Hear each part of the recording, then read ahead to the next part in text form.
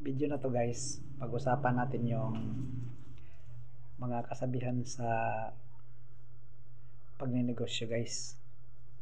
May kasabihan sa English guys na don't put your egg in one basket. Don't put your eggs in one basket. Yun po yung mga terminong ginagamit sa pagninegosyo guys.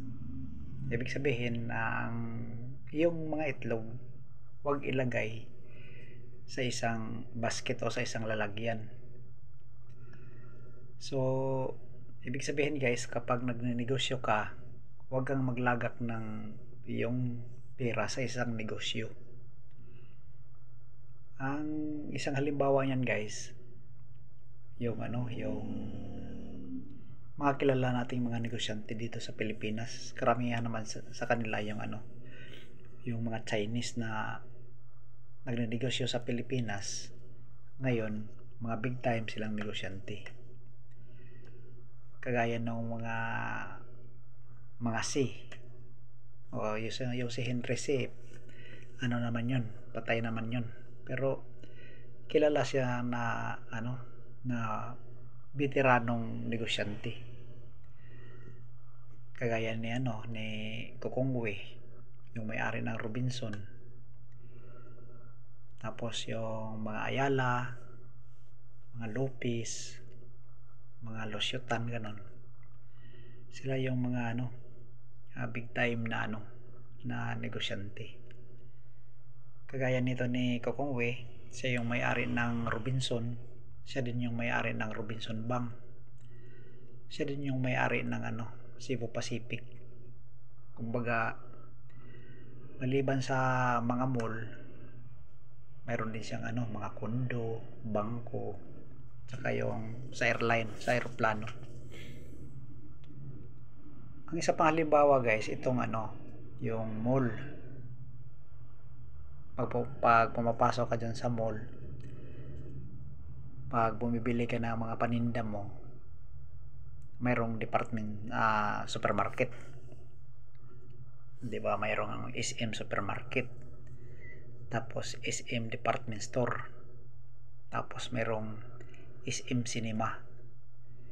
So sa kanila na yung guys, sa kanila na yung supermarket, sa kanila yung department store, sa kanila din yung cinema, yung sa sinihan.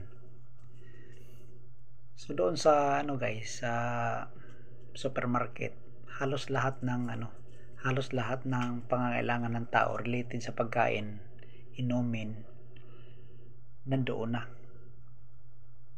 lahat sa loob.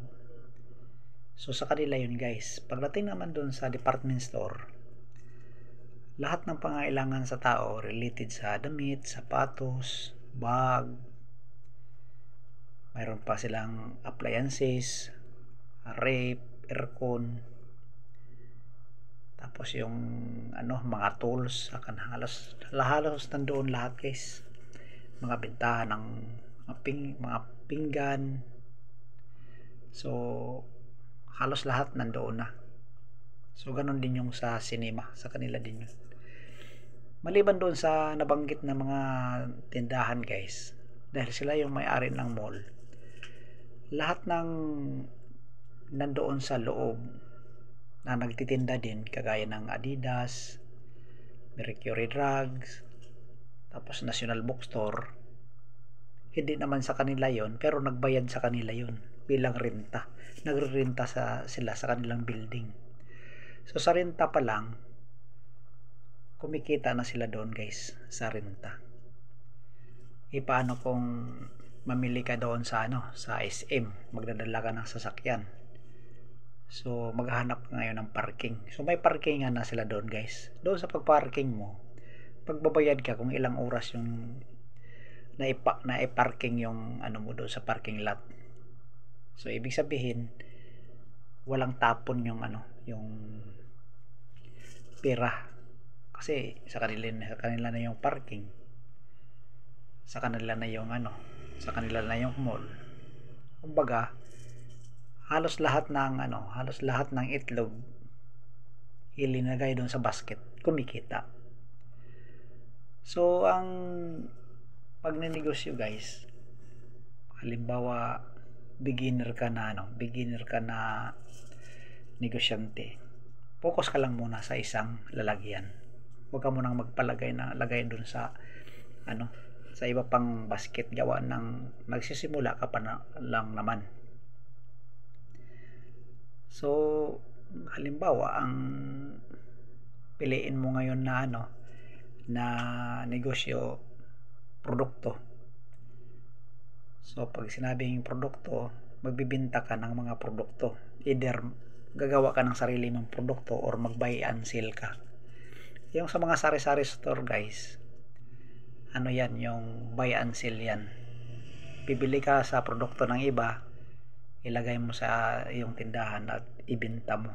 So ang tawag din dyan, buy and sell.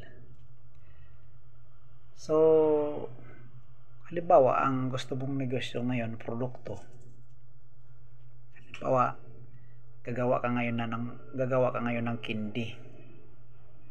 Kami nasubukan na namin yung dati, yung gumagawa kami ng candy. Ang candy na ginagawa namin yung yung pulburon, tapos yung sampalok na candy, at saka yung yung sa niyog na gawing candy. So bali 3 produkto yon guys. So ang gagawin namin, pumili kami ng ng mga materyales na gawing candy. So gawa lang muna kami sa loob ng 3 araw. So kung makakompleto na kami, saka namin lako na nakamotor. Ang bagsakan namin ngayon guys, yung mga tindahan, yung pala guys, yung bukayo, sampalok at saka pulburon. So doon sa candy namin guys, so may hulmahan kami doon, di ba, yung sa bukayo pabilog, may hulmahan kami doon. So ang presyo doon piso. Ganon din yung sa sa sampalok at saka sa pulburon. Balote namin yun guys, ilagay namin sa isang supot na na 12 piraso. So ibenta lang namin ng 10 doon sa tindahan. So yung tindahan naman sa 10 piso, dahil piso-piso yung gumaganansya sila ng 2 piso. So dahil nakabalot-balot yon, kung ang tindahan bumibili ng halagang 100, bibigyan sila namin ng ng 12 supot, o 12 times 12, 144 yun sa tigpipiso. So sa puhunan nilang 100, kumikita na sila ng ng 44 pesos. Halos kalahati yung nila magiging tubo. So inalagaan namin yun guys, tuwing linggo nagbabagsak kami sa kanila. So ang hindi lang namin natuloy-tuloy, gawa ng nagdesisyon kami pumunta dito sa Manila, maghahanap ng trabaho. Pero kung tinuloy-tuloy namin yun sa ngayon, baka nag-click na rin yung namin, yung negosyo. Kaso natigil lang kasi yun. Yun guys, yun yung yung isang lang muna, yung halimbawa beginner ka, focus ka lang muna sa isang negosyo. Halimbawa sari-sari store, o focus ka lang muna dyan. Yung iba nung nagsimula sa ng sari-sari store, kung minsan nag-isip din sila ng ng ibang negosyo. Nag-negosyo sila ng ng junk shop. Halimbawa junk shop, yung junk shop mo katabi doon sa sari-sari store mo. Halimbawa yung bumili ka ng bakal bote, ganyan, mga karton, plastic. Kung minsan yung nagbibenta sa iyo, doon pa rin bumibili sa tindahan mo. Ibig sabihin nun, parang walang tapon yung pera mo. Binibili mo yung produkto niya, bumibili naman siya sa produkto mo. So ganon ang yon. Ganon doon ang isang yung pagpapalago ng negosyo. Kumbaga mula doon sa tindahan, naglagay ka naman ng itlog doon sa junk shop. Ang iba naman, halimbawa, okay yung sari-sari store nila. Tapos okay naman yung junk shop nila. So, para makapaglagay pa sila ng iba pang itlog, kung minsan kahit ganoon lang ang negosyo nila, nag-ano sila ng iba pang brands. Kumbaga, kung dito sa isang lugar na mayroon silang sari-sari store, may junk shop, naghanap din sila ng isa pang lugar na magkakaroon din sila ng sari-sari store at saka junk shop. So, dahil napalago yung negosyo nila, kung minsan nag-ano na naman sila, nag-isip naman ng isa pang negosyo. Siguro bumipili sila ng jeep kasi may puhunan naman sila. Bumibili sila ng jeep, tapos yung jeep nila pinapatakbo nila, kumukuha sila ng rota, tapos tuwing hapon nagkaka-income sila. O kung dito naman sa Metro Manila, yung biyahe dito halos 24 hour yung jeep magbiyahe, magpalit-palitan lang ng driver. So ibig sabihin, kumikita pa rin sila sa negosyo nilang jeep.